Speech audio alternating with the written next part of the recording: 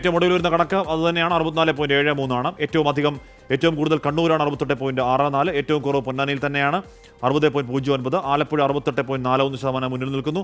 അപ്പോൾ അങ്ങനെ ഇനിയിപ്പോൾ ഇത് 5:30, ഇപ്പോൾ ഇനി അരമണിക്കൂർ മാത്രമാണ് ഇനി പോളിംഗ് പൂർത്തിയാകാൻ ബാക്കിയുള്ളതെന്ന് പറയുമ്പോൾ പോലും പല ബൂത്തുകളിൽ എന്ന് പറഞ്ഞാൽ കേരളത്തിൽ അങ്ങോളം ഇങ്ങോളം പല ബൂത്തുകളിലും 6 മണിക്കൊന്നും തീരാത്ത 7 മണിക്ക് പോലും തീരാത്ത വോട്ടർമാരുടെ നീണ്ട നിര അവിടെ പ്രകടമാണ്. അതുകൊണ്ട് 6 മണി വരെയുള്ള 6 മണിക്ക് ഒരു കട്ട് ഓഫ് എന്ന് പറയാൻ തൽക്കാലം കഴിയില്ല. അത് വെച്ച് ശതമാനം അളക്കലും കഴിയില്ല. അതിനുശേഷം ഒരു 1.5 മണിക്കൂറെങ്കിലും നീളാനുള്ള ഇടയുണ്ട്. ആലത്തൂരിലെ ശ്യാംകുമാർ ചേരുന്നുണ്ട്. ആലത്തൂരിൽ ഇപ്പോഴത്തെ കണക്ക് 66.05. ശ്യാം, എന്താണ് ആലത്തൂരെ സാഹചര്യം? ഇപ്പോഴും വോട്ടർമാരുടെ നീണ്ട നിരയുണ്ടോ? അപ്പോൾ ഈ നമ്മൾ കണ്ട നേരത്തെ നഗര ബൂത്തുകളിലൊക്കെ ആളുകൾ കുറവാണെങ്കിലും റൂറൽ മേഖലകളിൽ വലിയ തിരക്കുണ്ട്. ആലത്തൂരിലെ സാഹചര്യം എന്താണ്?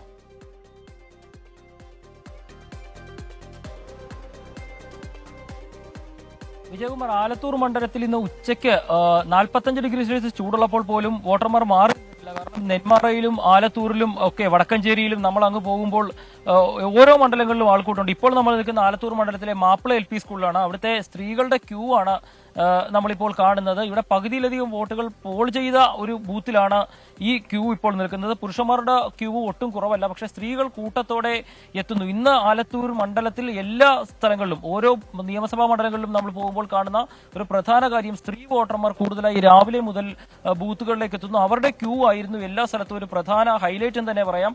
അതിനൊരു മാറ്റമില്ല. ഇപ്പോഴും ഈ ആലത്തൂർ മണ്ഡലത്തിലെ ക്യൂ ആണ് കാണുന്നത്. ഏതായാലും 6 മണിക്ക് ഇവിടുത്തെ പോളിംഗ് അവസാനിക്കില്ല എന്നുള്ള കാര്യം ഉറപ്പാണ്.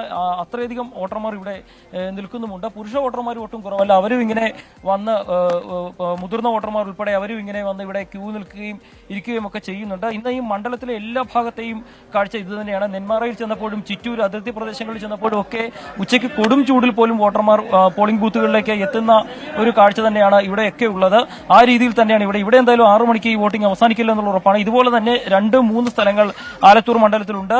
ഏതായാലും എല്ലാ സ്ഥലത്തും കനത്ത പോളിംഗ് തന്നെ നടക്കുകയും ചെയ്യുന്നുണ്ട്. അതുകൊണ്ട് തന്നെ കഴിഞ്ഞ തവണത്തിനോട് അടുത്ത പോളിംഗ്, ആ റെക്കോർഡ് പോളിംഗ് വന്നില്ലെങ്കിൽ പോലും അതിനോട് അടുത്ത ഒരു പോളിംഗ് ഉണ്ടാകുമെന്നുള്ള ഒരു പ്രതീക്ഷയിൽ തന്നെയാണ് രാഷ്ട്രീയ പാർട്ടികൾ. അതിന്റെയൊക്കെ അവരുടെ ഒരു പ്രതീക്ഷയൊക്കെ ഈ ക്യൂകളാണ്. കഴിഞ്ഞ തവണ 80% ആളുകൾ വോട്ട് ചെയ്തിരുന്നു ആലത്തൂരിൽ, അല്ലേ? ഏറ്റവും അധികം ആളുകൾ വോട്ട് ചെയ്ത മണ്ഡലങ്ങളിൽ ഒന്നായിരുന്നു ആലത്തൂർ.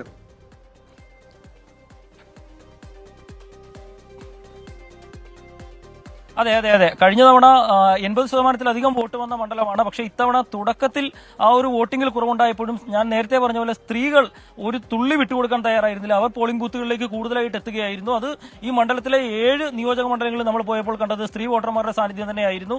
അത്രയും വന്നില്ലെങ്കിൽ പോലും അതിനോട് അടുത്ത് നിൽക്കുന്ന പോളിംഗ് ഉണ്ടാകുമെന്നുള്ള കാര്യം ഉറപ്പാണ്. ഇപ്പോൾ ഈ അവസാന സമയം വെയിലാറി തുടങ്ങിയപ്പോഴാണ് കൂടുതൽ ആളുകൾ പോളിംഗ് ബൂത്തിലേക്ക് എത്തുന്നത്. കടുത്ത ചൂടായിരുന്നു. ഉച്ചയ്ക്ക് 45.2 ആയിരുന്നു ഇന്ന് എരുമയൂരിൽ അനുഭവപ്പെട്ട ചൂട് 2:30 മണിക്ക്.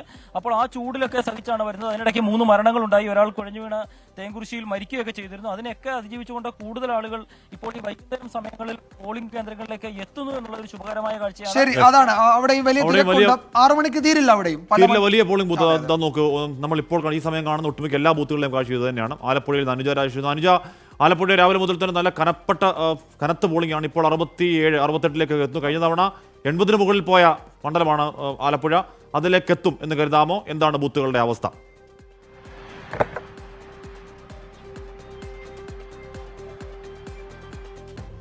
അതെ, ആലപ്പുഴയിൽ ഇപ്പോൾ ആ തരത്തിലേക്ക് തന്നെയാണ് നല്ല രീതിയിലുള്ള പോളിംഗ്. ഇപ്പോൾ എനിക്ക് തോന്നുന്നു കണ്ണൂരും ആലപ്പുഴയും തമ്മിൽ ഇഞ്ചോടിഞ്ച് മത്സരമാണെന്ന് തോന്നുന്നു. ഏറ്റവും കൂടുതൽ പോളിംഗ് നടന്ന മണ്ഡലങ്ങൾ എന്ന തരത്തിലേക്ക് ഇപ്പോൾ അതിൽ അങ്ങനെ തന്നെയാണ് നമുക്ക് ലഭിക്കുന്ന വിവരവും. തുടക്കം രാവിലെ വരുമ്പോൾ തന്നെ 6 മണിയോടൊക്കെ കൂടി തന്നെ ഏതാണ്ട് എല്ലാ ബൂത്തുകളിലും വലിയ ക്യൂ നമുക്ക് കാണാൻ കഴിഞ്ഞിട്ടുണ്ട്. പിന്നീട് അത് ഉച്ചയ്ക്ക് വെയിൽ കടുത്ത സമയത്തുമൊക്കെ അങ്ങനെ തന്നെയായിരുന്നു. നട്ടുച്ച സമയമൊക്കെ ആയപ്പോൾ കുറച്ച് ആളുകളുടെ കുറവ് നമ്മൾ കണ്ടിരുന്നു. എന്നാൽ പിന്നീട് വീണ്ടും ആളുകൾ ബൂത്തുകളിലേക്ക് വരുന്നു. ഇപ്പൊ ഞാൻ നിൽക്കുന്നത് മുഹമ്മദൻസ് ഹയർ സെക്കൻഡറി സ്കൂളിലാണ്. ഇവിടെ ഏതാണ്ട് ഒരു 5 ബൂത്തുകൾ ഈ സ്കൂളിൽ തന്നെ സജ്ജീകരിച്ചിട്ടുണ്ട്. ഇവിടെ ഏറെക്കുറെ ഇവിടെ ഉള്ളവരെല്ലാവരും പേരുള്ളവരൊക്കെ വോട്ട് ചെയ്ത് പോയിട്ടുണ്ട്. ഇനിയും ചില ബൂത്തുകളിൽ മാത്രം കുറച്ച് ആളുകൾ അവശേഷിക്കുന്നുണ്ട് എന്നതാണ്. ഗ്രാമപ്രദേശങ്ങളിലൊക്കെ ഇപ്പോഴും നല്ല രീതിയിൽ പോളിംഗ് നടക്കുന്നുണ്ട്. തീരമേഖലകളിൽ നല്ല പോളിംഗ് ഇന്ന് രാവിലെ മുതൽ തന്നെ രേഖപ്പെടുത്തുന്നുണ്ട്. അപ്പോൾ അതൊക്കെ വളരെ നിർണായകമായി മാറും. കാരണം ഇവിടെ തീരദേശ മേഖലയിലെ വോട്ടുകൾ, അതുപോലെ ലത്തീൻ വോട്ടുകളൊക്കെ വളരെ പ്രധാനപ്പെട്ടതാണ്. അപ്പോൾ ഇതൊക്കെ ആർക്കാകും ഗുണം ചെയ്യുക എന്നുള്ളതാണ്. കഴിഞ്ഞ തവണ 80% കടന്നു പോയിരുന്നു. ഇക്കുറി അത് ആ തരത്തിലേക്കാണോ അതിലും കൂടുമോ എന്നൊക്കെയുള്ളത് നമ്മൾ കണക്കുകളൊക്കെ പുറത്തു വരാൻ ഇനി സമയമുണ്ട്. കാരണം ഇനി ഇത് അവസാനിക്കാൻ ഏതാണ്ട് 1/2 മണിക്കൂർ കൂടി ബാക്കിയുണ്ടല്ലോ. അപ്പോൾ പ്രത്യേകിച്ച് ഇന്നിപ്പോ നമ്മൾ എല്ലാ സ്ഥാനാർത്ഥികളോടും സംസാരിക്കുമ്പോൾ അവർ ശുഭാപ്തി വിശ്വാസം പ്രകടിപ്പിക്കുന്നുണ്ട്. തരംഗം UDF തരംഗം എന്ന് KC വേണുഗോപാൽ, അതുപോലെ A മാരിഫ് പറയുന്നത് കഴിഞ്ഞ തവണത്തെ ലീഡ്, അദ്ദേഹത്തിന് ലീഡ് കഴിഞ്ഞ തവണ കുറവായിരുന്നു, 11,000-ൽ താഴെ, 10,000 ശിഷ്ടം വോട്ടുകളുടെ ഭൂരിപക്ഷത്തിനാണല്ലോ. അപ്പോൾ അതിനേക്കാളൊക്കെ ലീഡ് ഇക്കുറി വർദ്ധിപ്പിക്കും, പോളിംഗ് പെർസെന്റേജ് കൂടും, അത് തനിക്ക് ഗുണം ചെയ്യുമെന്നൊക്കെ അദ്ദേഹം പറയുന്നു. 2 MP ഇനി മുതൽ ആലപ്പുഴയ്ക്ക് ഉണ്ടാകും, ഒന്ന് KC വേണുഗോപാലും മറ്റൊന്ന് താനും എന്നൊക്കെ പറയുന്നു. അങ്ങനെ ആ തരത്തിലേക്ക് ഏതായാലും നല്ല രീതിയിലുള്ള പോളിംഗ് ആണ്. ഈഴവ വോട്ടുകളും ലത്തീൻ വോട്ടുകളും ഒപ്പം നായർ വോട്ടുകളും ഒക്കെ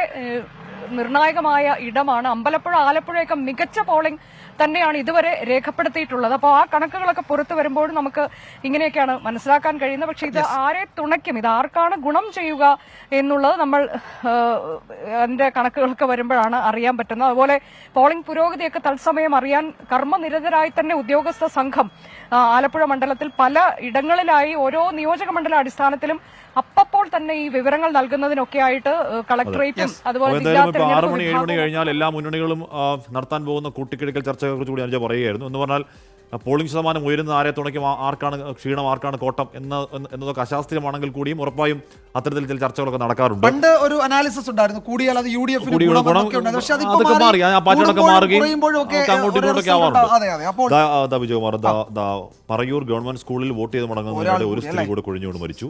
കൊച്ചാലും മേലടി വള്ളിയാണ് എന്ന് പറഞ്ഞാൽ ഇന്നത്തെ രാവിലെ മുതൽ തുടങ്ങുന്ന 9ാമത്തെ മരണമാണ്. എന്താണ് സംഭവിക്കുന്നത്? അതിന്റെ വിവരങ്ങൾ അല്പസമയത്തിനകം ലഭ്യമാകുമെന്ന് കരുതാം. എന്തായാലും ഇപ്പോഴത്തെ കണക്കനുസരിച്ച് 75%-ലധികം സംസ്ഥാനത്ത് പോളിംഗ് രേഖപ്പെടുത്തണം. നമ്മളുടെ ഇത്രയും ദിവസത്തെ നീണ്ട പ്രചാരണവും കടുത്ത മത്സരവും കണക്കിലെടുക്കുമ്പോൾ ഏറ്റവും കുറഞ്ഞത് 75-ന് മുകളിൽ ഉണ്ടാകേണ്ടതാണ്. അതിലേക്ക് എത്തും എന്തായാലും എന്നാണ് നമ്മുടെ സൂചനകൾ. കോഴിക്കോട് നിന്ന് സമീർ സി മുഹമ്മദ് അല്ലേ? സമീർ സി മുഹമ്മദ് കോഴിക്കോട്. സമീർ, എന്താണ് കോഴിക്കോട്ടെ അവസ്ഥ? എനിക്ക് തോന്നുന്നു 65-ലേക്ക് എത്തിയോ? കോഴിക്കോട് 65 മുകളിലേക്ക് എത്തി. എന്താണ് പോളിംഗ് ബൂത്തുകളിലെ അവസ്ഥ സമീർ? 65.72 ഹാഷ്മി, വിജയകുമാർ 65% മുകളിലേക്ക് എത്തിയിരിക്കുന്നു. ഇനിയും നല്ല രീതിയിലുള്ള ഒരു പോളിംഗ് നമ്മൾ പ്രതീക്ഷിക്കുന്നുണ്ട്. ഞാനിപ്പോൾ നിൽക്കുന്നത് തീരമേഖലയിൽ ഏറ്റവും അധികം വോട്ടർമാരുള്ള ഒരു മേഖലയിലാണ്. അതായത് Kozhikode Payyanakkal government vocational higher secondary സ്കൂളിലുള്ള കാഴ്ചയാണ് നമുക്കിപ്പോൾ കാണാം. നിരവധി പേരാണ് ഈ സമയത്തും ഈ പോളിംഗ് ബൂത്തിലേക്ക് എത്തിക്കൊണ്ടിരിക്കുന്നത്. ഇനി അരമണിക്കൂറിൽ താഴെ മാത്രമാണ് ഔദ്യോഗികമായിട്ട് അവർക്ക് അനുവദനീയമായിട്ടുള്ള സമയം. അതിനുശേഷം ഗേറ്റ് ക്ലോസ് ചെയ്യും. അതിനോടകം പരമാവധി പേരെ എത്തിക്കാനുള്ള ശ്രമങ്ങളുമായിക്കൊണ്ട് സ്ഥാനാർത്ഥികളും മുന്നണികളും മുന്നോട്ട് പോകുന്ന ഒരു സാഹചര്യം കൂടിയുണ്ട്. തീരമേഖലയാണ്, രാവിലെ മീൻ പിടിക്കാൻ പോയവരൊക്കെ ഉണ്ട്, അവർക്ക് തിരിച്ചെത്തുന്ന ഒരു സമയം കൂടിയാണ്. ഇനിയും തിരക്കേറും എന്നാണ് ഈ പ്രദേശവാസികൾ പറയുന്നത്. നമുക്കിപ്പോൾ ബൂത്തുകളിലേക്ക് നോക്കുമ്പോൾ വലിയ നിര ഓരോ ബൂത്തിന് മുന്നിലും കാണാനാകുന്നു. ഇവിടെ 6 ബൂത്തുകളാണുള്ളത്. ഓരോ ഇടത്തും ഇത്തരത്തിലുള്ള ഒരു വലിയ ക്യൂ നമുക്ക് കാണാനാകുന്നുണ്ട്. രാവിലെ ഇത്തരത്തിലുള്ള ഒരു ക്യൂ ഉണ്ടായിരുന്നു. പിന്നീട് ഉച്ച സമയത്തോടുകൂടെ വലിയ രീതിയിൽ അത് ആളൊഴിഞ്ഞ ഒരു സാഹചര്യമാണ് ഉണ്ടായിരുന്നത്. പിന്നീട് ഉച്ചയ്ക്ക് ശേഷമാണ് ഇത്തരത്തിൽ വലിയ ഒരു ജനപങ്കാളിത്തം ഈ വിധത്തിലേക്ക് ഈ ജനങ്ങളുടെ ഒരു സാന്നിധ്യം നമുക്ക് കാണാനാവുന്നത്. ഇനി ഏതായാലും ഈ അരമണിക്കൂറിനകം എത്രമാത്രം പേർക്ക് വോട്ട് ചെയ്യാനാകും എന്നത് ഒരു സംശയമായി നിലനിൽക്കുന്നുണ്ട്. എന്തായാലും വന്നവർക്കെല്ലാം തന്നെ വോട്ട് ചെയ്യാനുള്ള അവകാശമുണ്ട്, അതിനുള്ള സാഹചര്യമുണ്ട്. ഗേറ്റ് അടക്കുമെന്ന് മാത്രമേ ഉള്ളൂ. അതിനകത്തുള്ള എല്ലാവർക്കും ടോക്കൺ കൊടുക്കും. അതിനുള്ള സജ്ജീകരണങ്ങൾ പോലീസിൻ്റെയും അതുപോലെ തന്നെ മറ്റ് ഉദ്യോഗസ്ഥരുടെയും ഭാഗത്തു നിന്ന് ക്രമീകരിച്ചുകൊണ്ടിരിക്കുന്നു. വലിയ ഒരു പങ്കാളിത്തം, അതുകൊണ്ട് തന്നെ വലിയ രീതിയിലുള്ള ഒരു വോട്ടിംഗ് ശതമാനം ഉയരുമെന്നതിൽ സംശയമില്ല. 2019-ൽ 81.46% വോട്ടിംഗ്. അത്രമാത്രം ശതമാനം ഇത്തവണ ഉയരുമോ എന്നുള്ള ഒരു സംശയം നിലനിൽക്കുന്നുണ്ട്. എന്തായാലും നല്ലൊരു ശതമാനത്തിലേക്ക് എത്തുമെന്നതിൽ സംശയമില്ല. ഓരോ മുന്നണികളും ഇതുമായി ബന്ധപ്പെട്ടുള്ള വലിയ അവകാശവാദങ്ങളുമായി എത്തുന്നുണ്ട്. വോട്ടിംഗ് ശതമാനം ഉയരുന്നത് തനിക്ക് അനുകൂലമാകും എന്നുള്ള ഒരു വിലയിരുത്തലാണ് UDF ക്യാമ്പിനുള്ളത്. എന്തായാലും അത്തരം അവകാശവാദങ്ങൾ ഉന്നയിക്കട്ടെ. നമുക്കൊരു ഫൈനൽ പെർസെന്റേജ് എത്തിയ ശേഷം ഈ അവകാശവാദങ്ങളുടെ യുക്തി എത്രത്തോളം ഉണ്ടെന്ന് പരിശോധിക്കാം. തൃശ്ശൂരിലേക്ക് പോകുന്നു. സൂരജ് സജിയാണ് വിവരങ്ങളുമായി ചേരുന്നത്. സൂരജ്, തൃശ്ശൂരിൽ 70-നോട് അടുക്കുന്നുണ്ട്. കടുത്ത പോരാട്ടം നടന്നതിന്റെ സൂചനയൊക്കെ ഉണ്ട് അവിടെ. എന്താണ് സൂരജ് തൃശ്ശൂരിലെ വിവരങ്ങൾ? ഹാഷ്മി, വിജയകുമാർ, എന്തായാലും ആ പോരാട്ടത്തിലെ ചൂട് പോളിംഗിലും പ്രതിഫലിക്കുന്നു എന്നുള്ളതാണ്. നമ്മളിപ്പോൾ ഉള്ളത് ഈ കേച്ചേരി ഗവൺമെന്റ് LP സ്കൂളിലാണ്. വലിയ തിരക്ക്, അതായത് നീണ്ട നിര, പ്രത്യേകിച്ച് സ്ത്രീ വോട്ടർമാരാണ് തൃശ്ശൂരിനെ സംബന്ധിച്ച് നിർണായകമാവുക. ഈ സ്ത്രീ വോട്ടർമാരുടെ ജനമനസ്സായിരിക്കുമെന്നത് നേരത്തെ തന്നെ പ്രവചിച്ചതായിരുന്നു.